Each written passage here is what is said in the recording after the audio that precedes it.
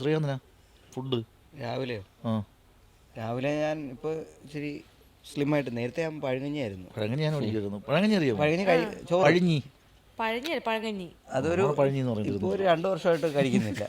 പണ്ടങ്ങ് അവിടെ പഴഞ്ഞി എന്ന് പറയും. പഴഞ്ഞി കടയിൽ നിന്ന് എഴുതി വെച്ചാൽ ഞാൻ ഫോട്ടോ എടുത്ത് പഴഞ്ഞി എന്ന് പറയും. പഴശ്ശീന്ന് പറയണ്ടേ? പഴഞ്ഞിക്കട. പഴം കഞ്ഞി എന്ന് പറയുന്നതിൻ്റെ നമ്മളെന്തെന്നറിയാം, നമ്മൾക്ക് ട്രിവാൻഡ്രത്ത് നമ്മൾ സൗഹൃദപരമായ സമീപനമാണ് എല്ലാത്തിനോടും.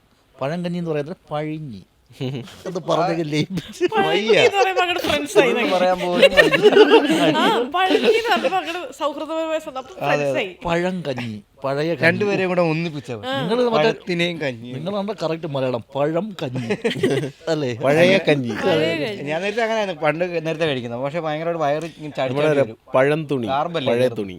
അത് പഴം കഞ്ഞി, കാർബ്. കാർബ് ഇപ്പോഴല്ലേ ഈ കാർബ് എന്നുള്ള വാക്ക്, പണ്ട് അറിയത്തില്ല.